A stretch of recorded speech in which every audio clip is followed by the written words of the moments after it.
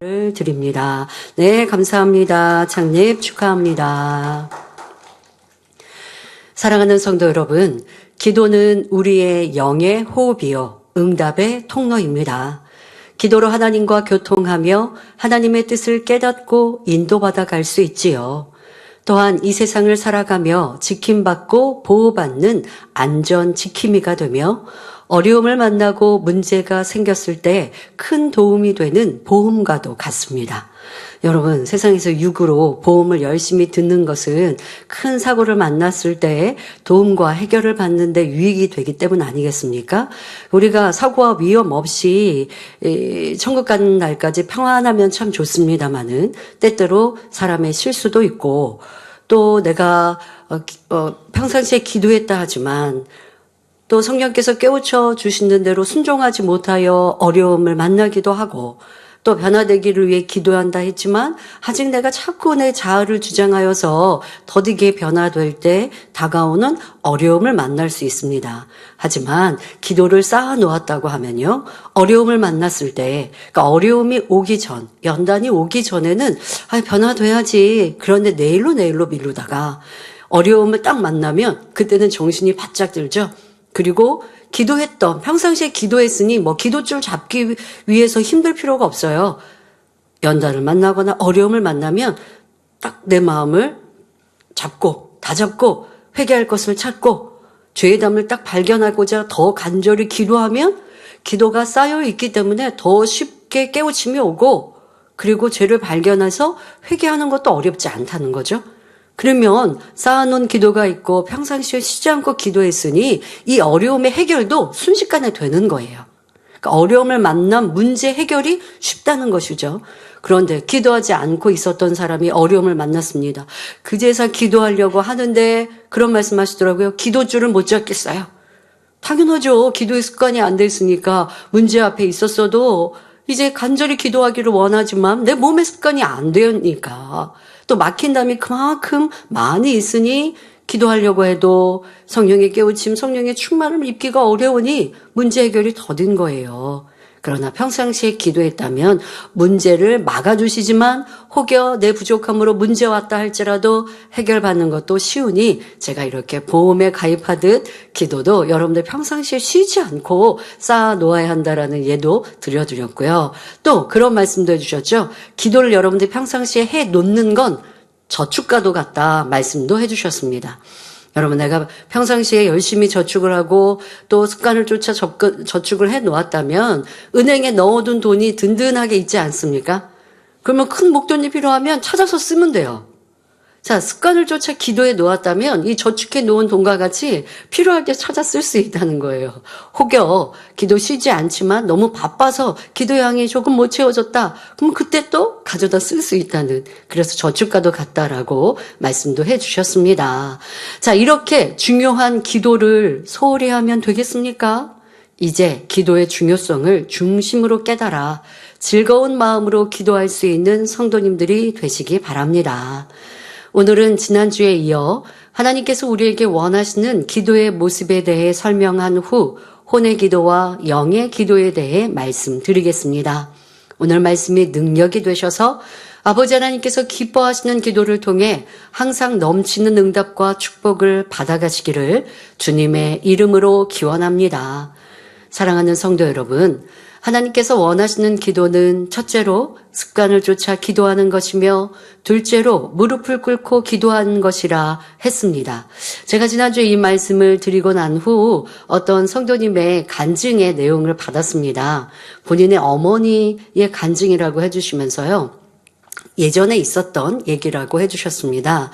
무릎을 꿇고 기도하지 않다가 무릎 꿇고 기도하는 것이 하나님의 기뻐하시는 기도지라고 깨닫고 그제서 이제 무릎을 꿇고 기도를 하셨는데 무릎을 꿇기가 이제 좀 불편하시죠. 더더욱 불편한 이유 중에 하나가 발 뒤꿈치에 각질이 많아서 그래서 아마 이렇게 옷을 입고 발 뒤꿈치가 닿아도 좀 불편함을 느끼셨겠죠. 그리고 무엇보다 그 발 뒤꿈치가 까지거나 쓸리거나 하니까 아프신 부분을 무릎을 꿇고 보니까 느끼시는 거예요. 그러나 은혜를 받았으니 이제 무릎 꿇고 기도해야지라고 하는 다짐을 하고 기도를 하셨다고 합니다. 지난주의 간증이 아니라 그 전에 있었던 간증을 지금 드리는 겁니다. 근데 이 어머니가 그렇게 뒤꿈치 불편하셔도 상관없이 기도를 하셨는데 어느 날 꿈을 꿨는데 누군가가 발 좀 봐라고 하는 꿈을 꿨대요. 그러고선 깨서 내 발뒤꿈치가 발을 하고 발 뒤꿈치를 보았더니 전에는 많이 있었던 각질이 깨끗해지고 이제 맨들맨들 부드러워졌다는 거예요. 그걸 의식을 못 하셨는데 의식을 못 하시니까 꿈에 그런 꿈으로 깨닫게 하시고 다시 확인하게 하신 거죠. 그러니까 순종하고 아버지 기뻐하시는 기도를 드리고자 무릎을 꿇었는데 불편함이 있었던 발 뒤꿈치의 각질 상관없이 그냥 기도하셨다는 거예요. 그리고 많은 시간이 흘렀는데 확인해 보니 깨끗해졌다라는 간증을 지금 시간이 흘러서라도 이 말씀을 전해 드릴 때 해주시더라고요.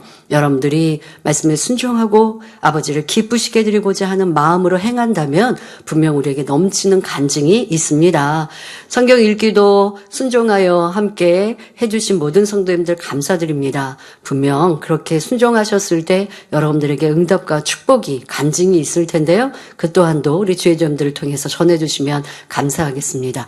이렇게 책자 읽기나 성경 읽기에 함께 동참하신 분들 중엔 많은 여러분들의 간증이 시력이 회복된 간증들 많이 해주시는데요. 여러분들에게도 여러 행복한 간증이 넘치시길 기원 드립니다. 이 시간은 세 번째부터 말씀드리겠습니다. 하나님께서 원하시는 기도의 모습은 셋째로 내 뜻대로 기도하는 것이 아니라 하나님의 뜻을 따라 기도하는 것입니다. 누가복음 22장 42절에 우리 예수님께서도 내 원대로 마옵시고 아버지의 원대로 되기를 원하나이다 기도하셨습니다. 그런데 이러한 하나님의 뜻을 알지 못함으로 많은 신앙인들이 기도한다고 하지만 자신의 뜻대로 구하기 때문에 정작 응답을 받지 못합니다. 어떤 경우는 하나님께서 제 기도에 응답해 주시면 앞으로 이렇게 하겠습니다 하며 단서를 세우기도 합니다. 아니, 위대하신 전지전능하신 하나님께 무슨 단서를 구합니까? 그럴 수 없죠. 이건 응답받지 못하는 모습입니다. 이렇게 해주시면 이렇게 하겠습니다. 이렇게 하겠습니다. 뭐예요? 헌금 많이 하겠습니다. 충성하겠습니다. 헌신하겠습니다. 우리는 먼저 감당할 수 없는 큰 은혜를 받았습니다. 바로 죄에서 이제 구원받았다는 건 이 세상에 무엇과도 바꿀 수 없는 큰 은혜요 사랑입니다. 그런데 이제 내가 치료받기 위해서 응답받기 위해 축복받기 위해 하나님께 기도하면서 그러면서 이렇게 해주시면 제가 이렇게 하나님께 더 충성할게요 할 수 없는 것입니다. 아니면 기도할 때 자기 마음대로 실컷 기도해놓고 이루어질 줄 믿습니다 하는 성도님들도 있죠. 그러니까 기도는 하나님의 뜻 가운데 해야 하는데 그렇지 않고요. 내가 바라고 원하는 게 있어요. 자, 예를 들어 이사를 하는데 이사할 때 아버지 하나님 형통하게 또 좋은 곳에 당연히 이렇게 우리가 조목조목 기도하는 걸 하지 말라는 게 아닙니다. 우리가 바라는 게 있을 때 아버지 하나님께 겸비한 마음으로 조목조목 기도할 필요가 있죠. 뭐 이사하는데 예를 들어 대출도 받아야 하니 아버지 하나님 대출도 형통케 해주시고 또 이사하는 날이나 모든 거 지금 내가 집을 비우고 또 이사 가야 하니까 이런 날짜도 이런 것들을 여러분들이 자기 마음대로 구했다라고 하는 게 아니고요. 이런 것들은 조목조목 또 기도해야 합니다. 필요한 것들. 그런데 그런 거 있잖아요. 내가 바라는 게 너무너무 많아요. 육으로. 아버지 하나님 집은요. 동양의 집. 그러니까 햇빛이 잘 드는 그런 동양집 주시고 그리고 뭐 아파트든지 할 때에는 또 내가 층수까지 딱 정해놔요. 아버지는 이렇게 이 층수에 들어가게 하시고 때로는 그런 경우는 있죠. 아버지 제가 좀 낮은 층에 당첨되면 좋겠습니다. 아니면 좀 높은 층에 고층에 당첨되면 좋겠습니다. 뭐 이런 바람도 사실 좀 민망하거든요. 왜 하나님께 기도한다고 하면서 이것도 이렇게 구하기가 사실 좀 민망한 거예요. 부탁드리는 거잖아요, 우리가. 그런데 그렇게 하기가 너무 소소한 것까지 이렇게 구할 때 이런 사소한 거. 그런데 그래도 민망한 마음에 아버지 하나님 제가 고층 집에 들어가면 이것도 한도 참 좋겠지만 그러나 모든 것 아버지께 맡겨드립니다 하면 더 지혜롭겠죠. 근데 그렇게 하나하나 좀 소소한 거는 안 하더라도 아버지는 중요한 것들, 뭐 대출건이나 뭐 이사하는 시간이나 때나 이런 것들 아버지 형통하게 해주세요 라고 마음에 품고 구할 수는 있는데, 그런데 너무 뭐 또 사소하게 이렇게 또 옆집은 또 이런 사람, 윗집은 이런 사람, 이건 좀 욕심이 과한 것이죠. 그러니까 이렇게 구할 때는 내가 바라는 대로. 근데 이런 거 다 충족시키기에는 아버지 하나님 보실 때 육의 공의가 안 맞을 수도 있어요. 그러니까 여러분들이 원하는 대로 내게 맞춰서 모든 환경과 조건이 다 돌아갈 수는 없잖아요. 세상이 내 중심대로 돌아갈 수 없어요. 내게 필요한 중요한 것들을 구하면 아버지께서 그 또한 크게 응답 주신 건데, 지금 얘기를 들어드린 대로 윗집은요, 옆집은요, 아랫집은요, 이런 좋은 이웃들 들어오게 해주시고요. 이게 얼마나 큰 욕심인지 여러분 생각해 보셔야죠. 어떤 사람이든 간에 내가 화평을 할 마음을 가져야지. 이사 와서 살아보니까 옆집 사람이 조금 집에 자꾸 놓고 해가지고, 이렇게 좀 해주시고요. 저렇게 좀 해주시고요. 지나가실 때 좀 조용히 다니시고요. 이런 분들, 세상 말로 하면 좀 까다로운 분들이 사신다. 그러면 여러분들이 그분들을 섬겨서 그 마음과 화평하고자 이렇게 기도 제목을 삼아야지. 아버지 하나님 옆집에 좀 좋은 분들 오게 해주시고, 좋은 분의 기준은 또 뭡니까? 그리고 윗집에 어린아이들 없게 해주시고요. 이거는 여러분들 잘못된 기도라는 거예요. 이거는 내 마음대로 내 욕심껏 다 구하고 있으니 하나님 오실 때는 그거 욕심이어서 다 응답해 주실 수가 없는 거예요. 사람 사이에도 무언가를 부탁할 때 부탁하는 입장이니까 조심스럽게 민망하게 부탁하겠지. 근데 부탁하면서 이것도 저것도 하면요, 이 응답해 주기는 게 싫어요. 이런 것들 여러분의 하나님 앞에도 너무 이기적으로 구하지는 않는가. 그리고 하나님께는 우리가 먼저 더 영의 것들을 구하고 찾아야 되는데, 내 육의 일들은 너무 바라는 게 많죠. 그렇게 해서는 응답이 될 수 없다는 것도 아셔야 합니다. 또 많은 분들이 내가 막 이런 거 필요한 것들 생각하는 대로 다 구하고 아버지 하나님 응답해 주실 줄 믿습니다. 그러는 것도 잘못된 거지요. 그렇게 구해놓고 바로 기다리고 있어요, 응답을. 그런데 시간이 지나도 응답이 오지 않으면 결국 불평하고 원망합니다. 그러나 이런 기도는 하나님을 무시하는 것이며 결코 믿음의 기도라 할 수 없다는 것을 알아야 합니다. 자기 욕심으로 구하는 기도이기 때문이지요. 야고보서 4장 2절 3절에 너희가 얻지 못함은 구하지 아니하며 구하여도 받지 못함은 정력으로 쓰려고 잘못 구함이니라 하신 말씀처럼 하나님의 응답을 받을 수 없는 것입니다. 여러분, 우리가 세상에 삶을 살아가는 건 일하늘에 살고 있습니다. 육의 땅에서 살고 있는 것이죠. 그러니 이게 천국이 아니에요. 내 맘대로 내 뜻대로 내 바람대로 그렇게 되어지지 않는 것이요. 더더욱 영의 사람이요 온영의 사람이요 하나님을 진실이 믿고 신뢰하고 경외하는 사람은 이렇게 소소한 것까지 하나님께 구한다라고 하지 않아요. 왜? 아버지의 뜻대로 맡겨드리니.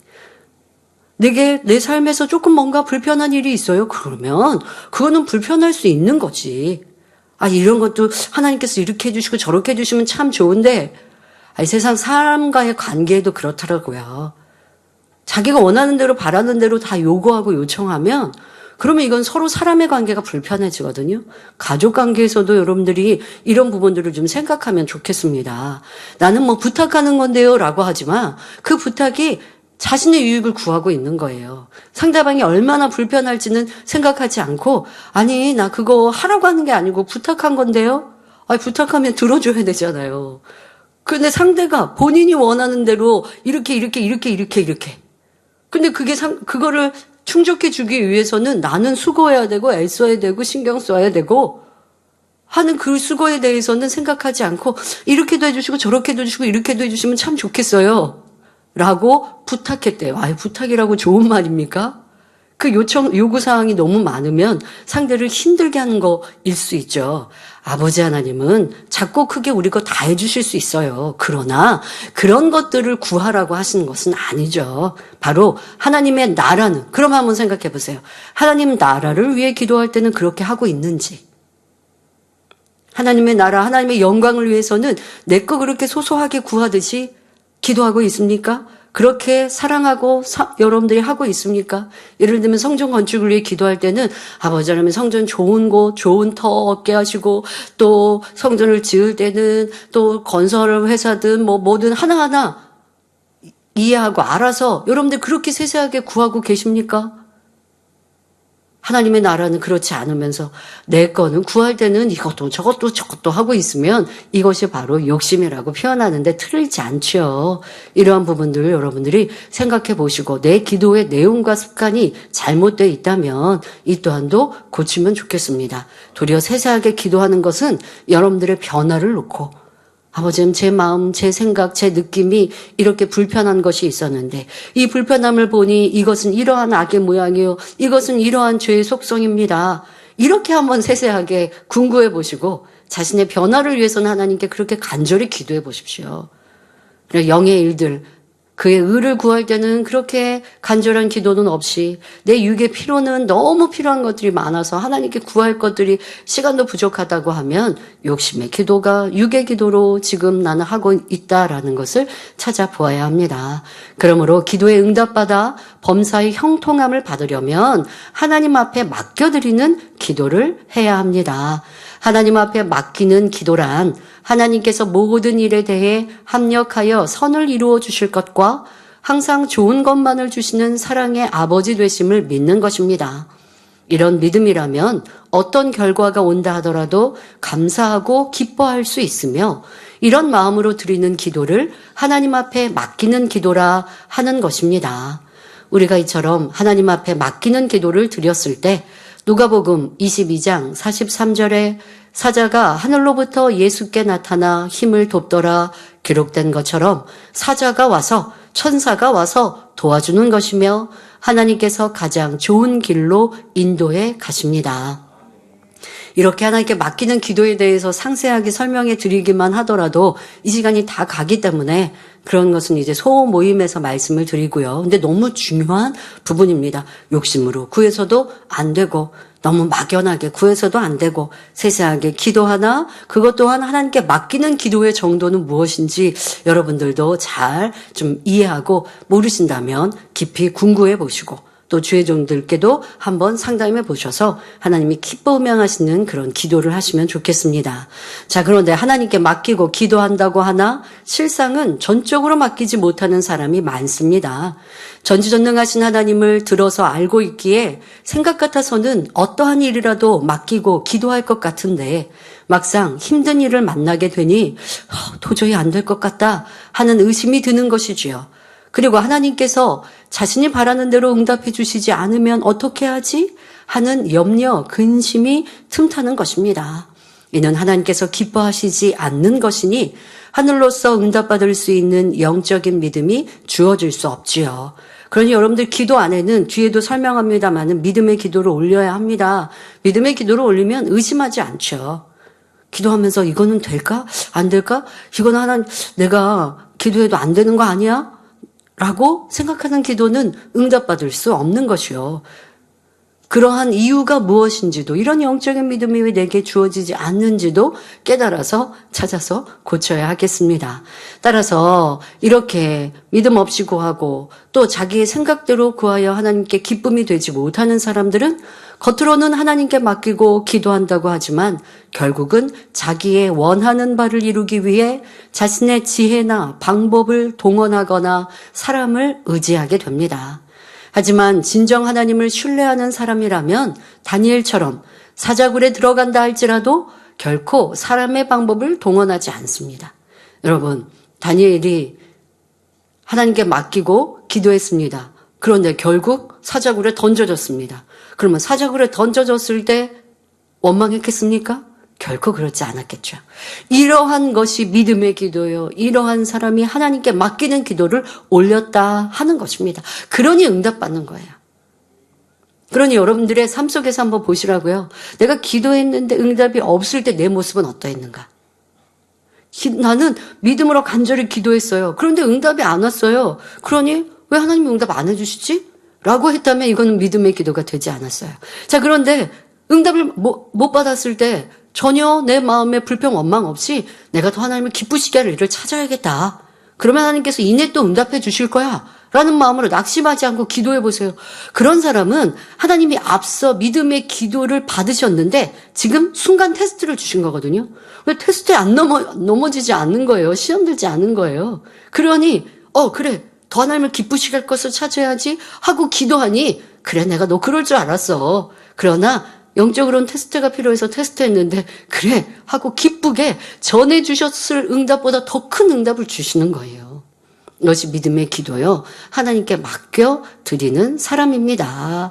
하나님의 뜻이라면 자신이 바라던 대로 되지 않았다 할지라도 오직 감사함과 기쁨으로 받을 수 있어야 합니다. 그러므로 우리 성도님들도 하나님을 머리로만 아는 지식적인 믿음이 아니라 온전한 영적인 믿음을 소유하셔서 하나님만을 전적으로 믿고 신뢰하시기 바랍니다. 신앙생활 안에 지금의 우리의 신앙을 점검하는 데 있어서 이것이 너무 중요합니다. 여러분 믿음으로 구원받거든요. 그런데 하나님이 내 뜻대로 내 원대로 내 바람대로 해주시면 좋으신 하나님, 사랑의 하나님, 그런 하나님을 내가 믿고 의뢰했습니다. 그런데 내가 바라는 대로 되지 않으니 낙심합니다. 힘듭니다. 지칩니다. 신앙생활에 열심히 식어집니다. 그러면 사랑의 하나님도 아닙니까? 이거는 하나님을 전적으로 믿는 것이 아니에요. 그런 부분을 여러분들의 신앙 안에서 때로는 연단 중에 체크해 볼 수 있어야 합니다. 평안할 때는 사랑의 하나님, 나 하나님 너무나 사랑해요 라고 고백했거든요. 근데 연단이 오니까 하나님의 사랑이 점점점 멀어지고 있고 하나님이 두려운 하나님이고 하나님에 대해서 나도 모르게 좀 힘들어지거나 그러니 신앙생활에 열심히 식어졌다면 그것은 그 전에도 내 안에 온전한 믿음이 아니었다는 것이죠. 그러면 연단의 때에 발견한 내 모습을 점검하고 그리고 더 온전한 믿음으로 만들어가기 위해 노력하면 돼요. 우리가 욥처럼 우리를 잘 못 볼 때가 많이 있습니다. 그래서 테스트가 시험이 연단이 필요한 거예요. 그럼 연단과 시험이 있을 때 믿음이 온전한 사람은 더 좋은 점수를 내니 축복이 되는 것이고 그러니 연단을 우리가 두려워하고 무서워할 것이 아니라 나를 점검하여서 더 기뻐하시는 신앙과 믿음으로 바꿔가셔야 합니다. 여러분들이 전적으로 하나님을 믿고 있는지 이 기도에 대해서 말씀드린 부분도 다시 한번 점검해 보시면 좋겠습니다.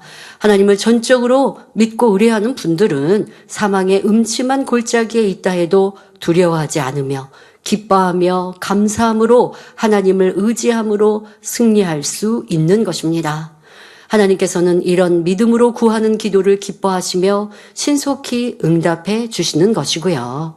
넷째로 하나님께서 원하시는 기도의 모습은 힘쓰고 애써서 부르짖어 중심의 기도를 하는 것입니다. 누가복음 22장 44절에 예수께서 힘쓰고 애써 더욱 간절히 기도하시니 땀이 땅에 떨어지는 핏방울같이 되더라 하셨지요. 예수님께서 얼마나 힘쓰고 애써 기도하셨던지 얼굴에 혈관이 터져 땀과 함께 떨어지는 핏방울같이 된 것입니다. 우리도 이러한 기도를 할 때 그 수고와 땀의 소산으로 응답을 얻게 됩니다. 이것이 심은 대로 거두는 영계의 법칙이지요. 자, 에덴 동산에서 아담이 범죄한 후 이 땅으로 쫓겨나 인간 경작이 시작될 때 하나님께서는 말씀하셨지요. 내가 땀의 소산을 얻어야 한다. 땀 흘려 이 땅을 개간하고 그로 인하여 소산을 얻는다라고 하는 것. 이것이 새로운 법칙이 되었습니다. 그전에는 어땠는데요? 수고하지 않고도 하나님이 다 만들어 두신 것으로 먹고 살았거든요. 그런데 인간 경작이 시작된 후로는 이러한 법칙이 생긴 것이고 영적으로 응답받는 법칙 안에도 이렇게 힘쓰고 애써 간절히 기도할 때 응답받는다라는 것이 원칙인 것이죠. 자, 그런데 중심의 기도를 하려면 무엇보다 부르짖어 기도해야 합니다. 부르짖어 기도한다는 것은 간절한 마음으로 소리를 높여 간구한다는 뜻인데 성경에 보면 믿음의 선진들 역시 부르짖어 기도했던 것을 볼 수 있습니다. 자, 기도에 대해서 좀 몇 가지 형태를 생각해 보죠.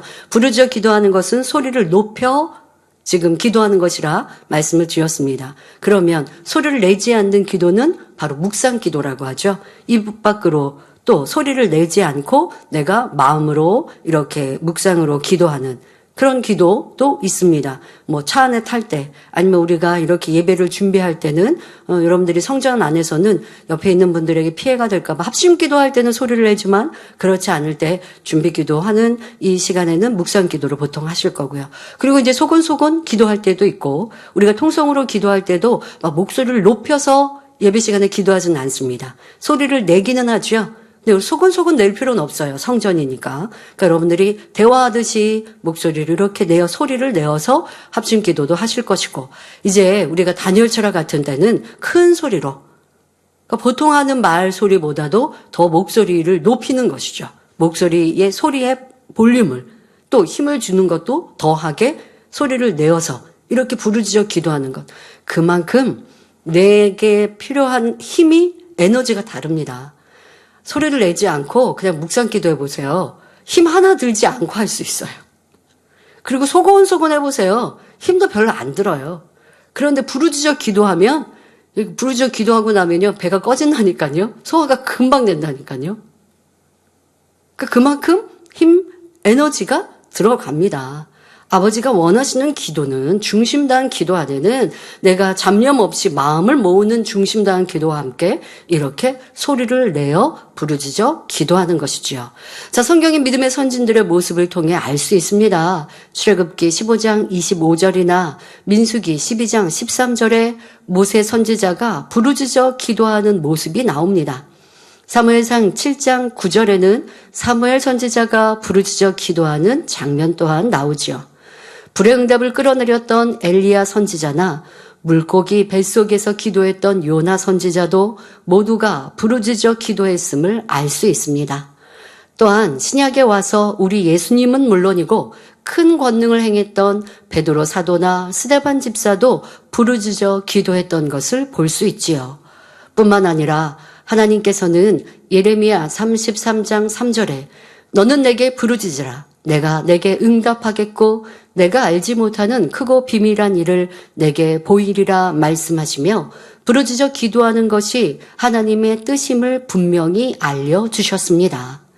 그러면 왜 부르짖어 기도할 때 중심의 기도를 할 수 있다고 하는 것일까요? 물론 묵상 기도를 할 때도 중심의 기도를 할 수는 있습니다. 그러나 우리가 기도할 때 원수마귀 사단은 항상 방해하려고 하기 때문에 일반적으로 부르짖어 기도하지 않으면 이러한 방해로 인해 중심의 기도를 못하게 됩니다.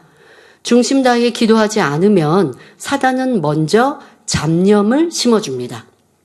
잡념. 여러분들이 잡다한 생각들, 이걸 잡념이라고 하죠. 자, 재미있게 본 드라마나 맛있게 먹은 음식, 또 기분 나쁜 일, 이런 것이 떠오르죠. 우리 학생들 게임 오락해보세요. 그러면 게임이 한번 떠오를 거예요. 요즘에는 뭐 스토리 있는 그런 게임들도 있을 테니까 내가 그때 이렇게 했어야 됐는데 이러한 잡념이 떠오릅니다. 자, 그러면 이게 기도를 하고 있는 것인지 생각을 하는지 잡념에 빠지는 것이죠. 또한 사단은 염려, 근심, 걱정이 틈타게 합니다.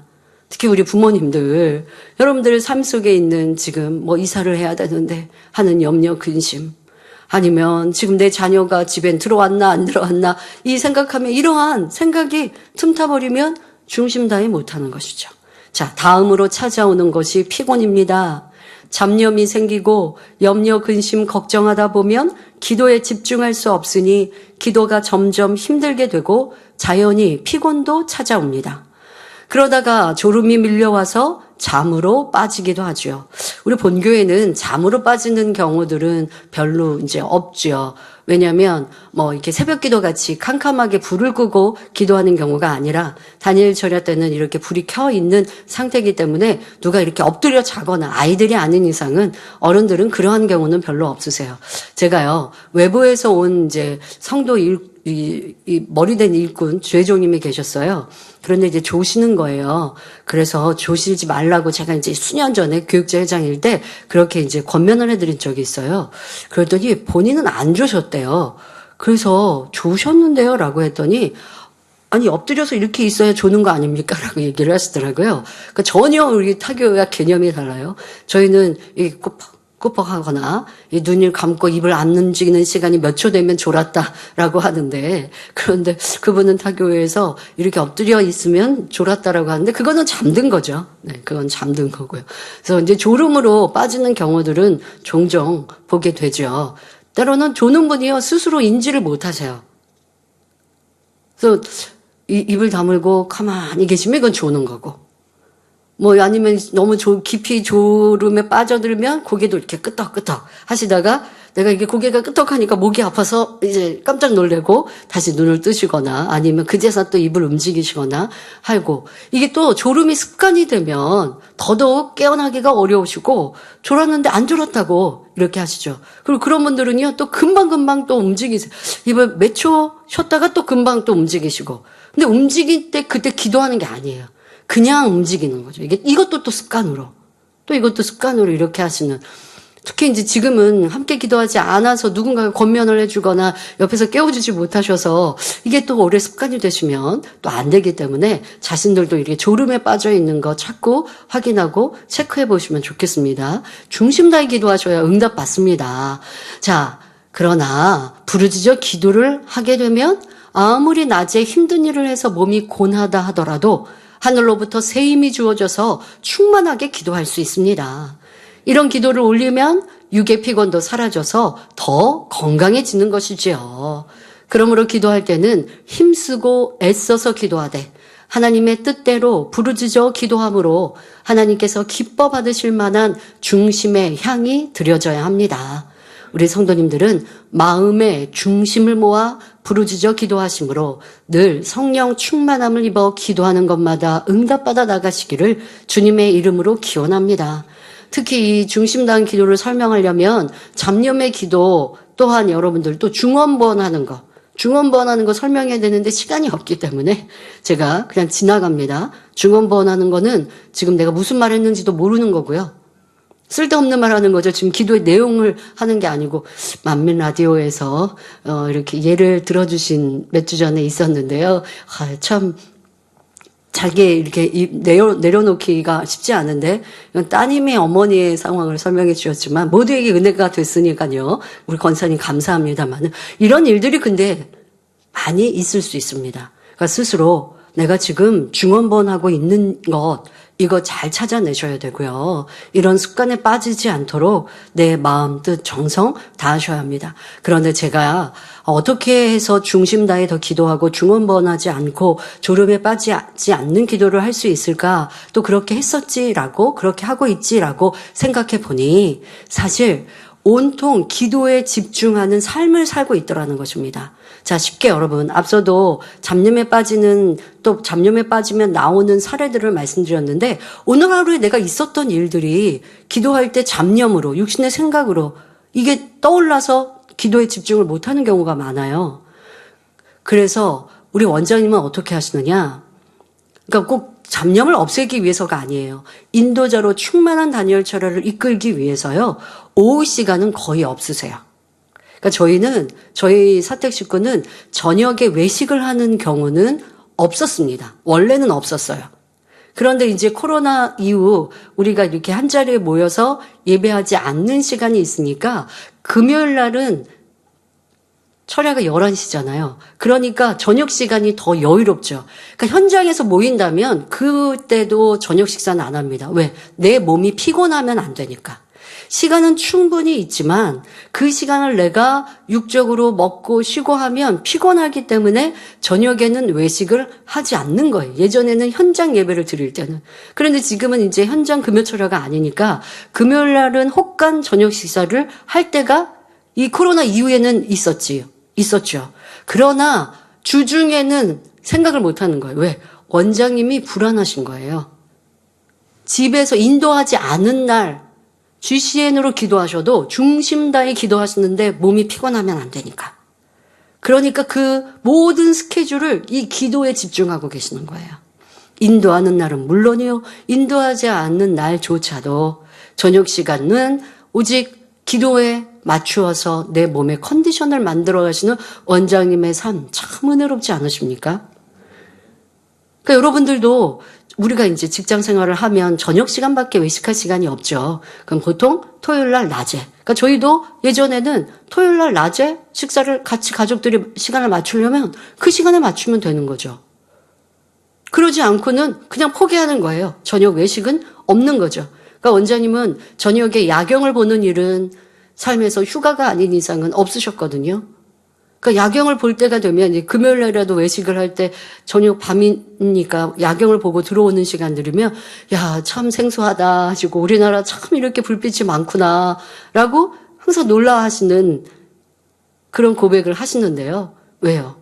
내가 충만히 기도하려고 피곤함도 없어야 하니까 놀지도 못하고 또 인도하실 때는 의무적으로 충만한 철을 인도하기 위해서 오후에는 잠깐이라도 쉬시려고 하고 그러면 또 아버지 하나님은 은혜 주셔서 잠깐 20-30분이라도 눈을 붙이는데 푹 주무시게 하는 거예요. 그러니까 온 마음이 그렇게 집중되어 있는 거예요. 여러분들은 무엇에 집중되어 있는지 죄종이 아니기에 여러분들의 삶을 열심히 사셔야죠. 하지만 그 또한도 열심히 삶을 살면서 영적인 내 신앙생활을 이루어 나가기 위해 더 마음을 쓴다면 아버지 하나님은 여러분들에게 은혜를 주시는데 먹고 싶은 거 먹고 내가 놀고 싶은 거 다 놀고 단열처럼 충만히 하려면 내 몸이 안 따라주니까. 근데 열심히 내가 직장 생활을 하고 피곤한 몸을 이끌고 와서 예전에는 우리 어떻게 했어요? 단열철야 할 때 그 교회 식당에서 그냥 컵라면 먹고라도 단열철야 시간 맞춰서 기도하기를 그러면 오늘 하루 아무리 피곤했다 할지라도 그런 분들이라면 아버지 하나님께서 왜 성령 충만함 금방 주시지 않겠습니까? 이내 충만케 해주셔서 피곤함 물러가게 해주시죠. 그런데 나 시간이 있으니까 내 그냥 먹고 놀고 쉬고 몸 피곤하게 만들고 와서 기도한다고 하면 은혜 구하기가 또 은혜 받기가 또 쉽지 않을 수도 있죠. 그만큼 몸부림쳐야 되니 앞에 시간도 많이 낭비할 것이고 그런 분들이 기도에 집중 안 하고 있으니 기도하러 왔지만 몸부림쳐서 피곤함과 싸우셨는지 이 또한도 왜 아버지는 나에게 은혜 안 주시지 할 게 아니라 은혜를 구하는 삶 또한 살아야 돼요. 절제하는 삶을 살아야 하는 것이고 또 아버지 앞에 더 드리고자 하는 마음으로 살아야지 육의 삶도 마음껏 즐기고 놀고 영으로도 내가 더 들어가야지는 그것은 되지 않습니다. 무엇에 집중하고 있는지도 한번 생각해 보시면서 여러분들이 얼마나 중심 다한 기도를 사모하며 또 그렇게 노력하고 있는지 이제 우리의 삶이 달라지면 좋겠습니다. 하나님께서 원하시는 기도의 모습은 다섯째로 믿음과 사랑을 가지고 기도하는 것입니다. 히브리서 11장 6절에 믿음이 없이는 하나님을 기쁘시게 할 수 없다고 했습니다. 따라서 믿음은 하나님을 기쁘시게 함으로 응답을 받아내릴 수 있는 응답의 필수 요건이지요. 만약 믿음이 없어서 늘 의심하는 사람에게 하나님께서 응답을 주신다면 어찌 되겠습니까? 그 사람은 하나님께서 주신 응답조차도 정말 하나님께서 주신 것일까 하며 의심하고 우연으로 여길 수도 있습니다. 그러면 응답에 대한 기쁨이나 감사조차도 느끼지 못할 뿐만 아니라 하나님께 영광을 돌릴 수도 없지요. 그래서 야고보서 1장 6절 7절에 오직 믿음으로 구하고 조금도 의심하지 말라. 의심하는 자는 마치 바람에 밀려 요동하는 바다 물결 같으니 이런 사람은 무엇이든지 주께 얻기를 생각하지 말라 말씀하신 것입니다. 그러나 믿음이 있는 사람은 믿고 기도한 것은 이미 응답받은 줄로 믿기 때문에 기쁨과 감사가 나오는 것입니다. 이처럼 기뻐하고 감사하는 모습을 보신 하나님께서는 믿음이 있다 인정하시며 응답해 주시는 것이고요. 그런데 이러한 믿음과 더불어 사랑으로 기도해야 합니다. 예수님께서 감람산에 가셔서 생명 다해 기도하신 것은 예수님 자신을 위함이 아니라 죄로 인해 사망의 길로 가는 우리 인생들을 위해서였습니다. 요한복음 17장에 우리 예수님께서는 이러한 사랑의 마음으로 영혼들을 위해 기도하고 계시지요. 11절에 나는 세상에 더 있지 아니하오나 저희는 세상에 있사옵고 나는 아버지께로 가옵나니 거룩하신 아버지여 내게 주신 아버지의 이름으로 저희를 보존하사 우리와 같이 저희도 하나가 되게 하옵소서 기도하셨습니다. 또한 24절에 아버지여, 내게 주신 자도 나 있는 곳에 나와 함께 있어 아버지께서 창세전부터 나를 사랑하심으로 내게 주신 나의 영광을 저희로 보게 하시기를 원하옵나이다 기도하셨던 것입니다. 이처럼 예수님께서는 십자가의 죽음을 눈앞에 두고서도 영혼들을 위한 사랑의 간구를 하셨지요. 우리는 이 같은 예수님의 사랑의 기도가 있었기에 구원받아 천국에서 하나님의 영광을 보는 하나님의 자녀가 될 수 있습니다. 그러므로 이러한 사랑을 값없이 받고 체험한 우리도 마땅히 하나님 나라와 의를 위해 그리고 이웃과 전 세계 무수한 영혼들을 위해 사랑으로 기도해야 합니다. 상대를 위해 기도할 때는 정말 상대의 입장이 되어서 간절히 기도해 주어야 하고 용서할 수 없을 것 같은 사람을 위해서도 사랑의 마음으로 기도해 주어야 합니다. 그런데 사랑으로 기도하지 않고 내 입장에서 기도하는 경우도 있죠. 하나님 저 사람 이렇게 되게 해주세요가 아니라 그 사람의 어려움과 그 사람의 형편으로 기도하셔야죠. 예를 들어 내 자녀가 믿음 생활 잘 하지 못합니다. 그러면 아버지는 제 자녀가요 이제 세상 다 끊어내고 그리고 이제 예배도 잘하고 큰 일꾼 되게 해주세요. 이렇게 기도하는 것도 좋습니다만은 그 자녀의 입장에서 세세하게 아버지 하나님 오락도 끊을 수 있는 힘 주시고 또 이제 참 가치 있는 것을 깨우치고 깨달을 수 있게 해주시고 라고 그들의 입장에서 세세하게 기도해 주시면 또 그리고 여러분들이 기도하고자 바라는 것들도 기도하시면 되고요. 그런데 자녀도 내 남편도 내 아내도 내 입장에서 내 바람대로 끌어오시려고 하면 그러면 분명히 기도해도 응답도 더딘 것이요. 기도했던 대로 내 자녀에게 바랄 것이니 사이가 좋아지는 것이 아니라 불편해지는 일들을 보는데요. 이러한 일들도 상대 입장으로 상대가 정말 무엇이 필요할까? 무엇이 힘들고 어려울까? 라고 하는 세세한 것들을 이해해 주시면서 기도하면 좋겠습니다. 하나님께서는 이러한 여러분들의 기도를 기뻐 받으셔서 여러분들을 통해 수많은 영혼들이 구원의 길로 갈 수 있도록 역사해 주십니다. 또한 마음 안에 있는 비진리를 버리기 위해 기도할 때도 막연히 이것 버리게 해주세요 기도하는 것보다 정말 하나님을 사랑하는 마음으로 하나님께서 싫어하는 것을 버리고자 기도한다면 더욱 신속히 변화될 수 있습니다. 무슨 말이냐? 여러분들이 그냥 우리가 죄에 대해서 죄성, 악에 대해서 많이 나열해서 들었어요. 그래서 미움 버리게 해주세요 기도할 수는 있어요.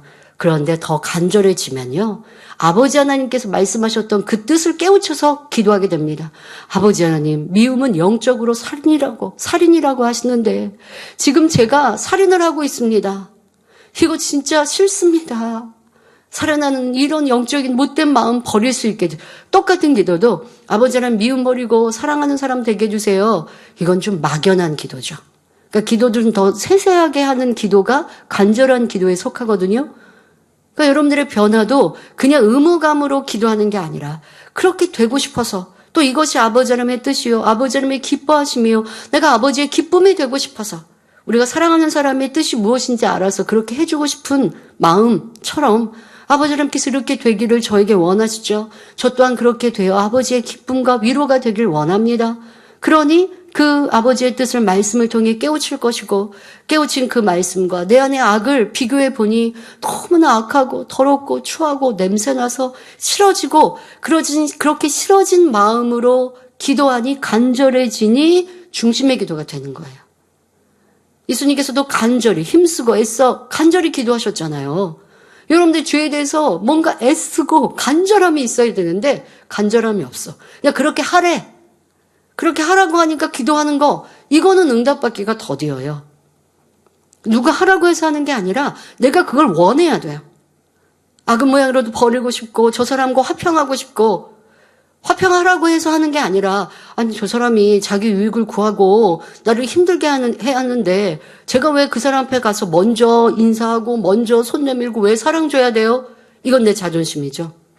근데 그런 마음이 있는데 화평하라고 하니까 화평을 놓고 기도해요. 간절해지지가 않아요. 힘쓰고 애써 기도 안 해요. 그런데 그게 아니라 아버지 하나님의 뜻이 화평하라고 하셨고 내가 저 사람과 화평할 때에 주님의 얼굴을 뵐 수 있는, 그래도 자격을 갖출 수 있는 그 길로 가는 것인데, 주님 너무나 뵙고 싶은데, 그런데 저 사람과 화평하지 못해서 내가 주님 못 뵌다면 그럴 수가 없는, 제가 말하면서도 점점 더 간절해지지 않습니까? 그래서 난 저 사람과 꼭 화평해야 되는데, 그런데 아버지, 저는요, 저 사람이 저 성격이 영 싫은데, 그러니 싫어하지 않게 도와주세요. 이런 나쁜 마음 버릴 수 있도록 은혜 주세요. 하고 간절해지더라는 것이죠. 이런 기도여야 아버지가 들으시는데, 그게 아니라 화평하라고 하니까 주여주님도 저 사람 좀 섬기세요. 아니 지금 A라는 일꾼이 더 큰 일꾼이잖아요. 그 사람은 믿음이 여리니까 우리 집사님이 더 섬겨주셔야 될 것 같아요. 아니 나 섬기기 싫은데, 이해하기 싫은데, 낮아지기 싫은데 왜 내가 바보처럼 또 양보해야 되나, 이런 마음이 한가득인데 라는 마음으로 의무적으로 기도하는 기도와, 정말 그렇게 되고 싶은데 안 되는 내 모습이 싫고 이것이 꼭 변화되고 싶고, 그래서 기도하면 점점점 애절한 기도가 되는 것이요. 그런 기도 안에는 성령께서 감동을 주셔서 지금 고집스러운 내 모습이 얼마나 악한지 깨닫게 하시고 더 이해하고 섬길 수 있도록 자연스럽게 내게 감동을 주시게 됩니다. 여러분, 이건 정말 큰 차이가 있어요. 특히 우리 변화에 대해서는요. 여러분들 그냥 의무적으로 하는 기도와 아버지 하나님을 사랑하여 이루어드리고 싶은 마음으로 하는 기도, 또 교회와 주의 종을 위해 기도하는 것도 사랑으로 하는 기도와 그냥 하라고 하니까 기도 제목 주셨으니까 하는 기도는 너무나 큰 차이가 있기에 응답의 속도도 다르지만 여러분들의 상급에 쌓이는 것도 다르게 됩니다. 이렇게 여러분들의 사랑의 마음을 가지고 얼마나 간절히 기도하고 있는지, 사랑하면 간절한 기도가 되어지죠. 여러분, 배우자 관계도 그래요. 처음에는 아직 복음화 되지 않은, 교회 나오지 않은 배우자를 위해 간절히 기도할 거예요. 그런데 전도하다가 그 상대의 배우자가 이 권능을 전해도 무시하고, 그런 거 거짓말이라고, 그런 걸 미니하고, 이렇게 하고, 어디 가서 이상한 얘기만 듣고 와서 말하면요, 영 마음이 불편하고 싫어지거든요. 그러면 기도해도요, 사랑으로 간절히 기도 안 하게 돼요. 아버지 하나님, 제 남편이, 아내가 이렇게 악한 말을 합니다. 제발 그 악함을 깨우치게 해주시고, 이렇게 선하지 않은 기도부터 하게 돼요. 좀 변화될 수 있게 도와주시고요. 그런 나쁜 마음 생각 좀 버리고, 이제 좀 이 권능에 대해서도 믿을 수 있게 기도해, 제가 말할 때 어투도 조금 거치게 하네요. 그러니까 마음이 안 좋으니까 그렇게 되는 거예요. 그런데 애절한 마음이 들면 아버지 하나님, 하나님을 만나지 않아서 이런 권능에 대해 아직도 의심하고 이렇게 싫다고 합니다. 그러나 긍휼히 여겨주시고 또 하나님을 만나고 체험할 수 있는 은혜 주시고, 무엇보다 제가 더 그리스도의 함께 바라여서 배우자의 마음을 감동시킬 수 있도록 더 선한 입술 되게 해주시고 사랑하는 마음 되게 해주시고, 이게 사랑이 담긴 기도잖아요, 여러분. 제가 지금 몇 가지 예를 들어도 사랑의 기도와 그렇지 않은 기도, 간절한 기도와 대충 하는 기도가 느껴지시죠? 여러분들, 내 기도가 어떤지 아버지 하나님께서 하늘에서 보실 때 내 기도를 흠양하시겠는지, 또 여러분들이 시간이 없어 설명을 자세히 못합니다. 하나님이 기뻐하시는 기도 중에는 선한 기도가 있는데 악한 기도를 하는 경우도 있거든요. 그러니까 이런 것들도 여러분들이 잘 아셔서 아버지께서 내 기도를 기뻐 흠양하시고, 그래 내가 응답 줄게, 그래 할 수 있어, 응원해 주시는 기도가 될 수 있으면 좋겠습니다. 그러므로 우리 성도님들은 반드시 변함없는 믿음과 진실한 사랑의 마음으로 기도하셔서 구하는 것마다 응답받고 축복받아 가시기를 기원합니다. 이제 혼의 기도와 영의 기도를 설명해 드리려고 했는데 시간이 다 가서 다음 시간으로 또 이어서 설명해 드리고요. 다음에는 이 기도 안에 금식에 대해서도 설명을 합니다. 목자님께서는 예전에는 기도에 대해서 정기적으로 설교를 해주셨더라고요. 근데 2000년 초반에도 기도 설명해 주셨고요. 중반 이후부터는 반복적으로 설명을 안 하셨는데, 기도에 대해서 90년대나 2000년 초반까지는 기도가 너무 중요하기 때문에 정기적으로 자주 이렇게 기도에 대해 설교를 해주셨습니다. 그 안에는 금식에 대한 말씀도 해주셨습니다. 왜냐하면 금식의 위력이 대단하거든요. 그리고 우리 성도님들이 금식을 많이들 하셨어요. 그래서 아버지 하나님의 기뻐하시는 금식의 방법도 설명해 주셨는데요. 금식에 대한 설명은 여러분들 들은 기억이 없는 분들도 있으실 거고 예전에 들었다 하는 분들 있으시죠? 해서 기도와 함께 또 연결해서 설명해 주셨던 그런 설교가 있어서요. 다음에는 영의 혼의 기도와 함께 금식에 대해서 또 설명해 드리도록 하겠습니다. 지금까지 말씀드린 또 오늘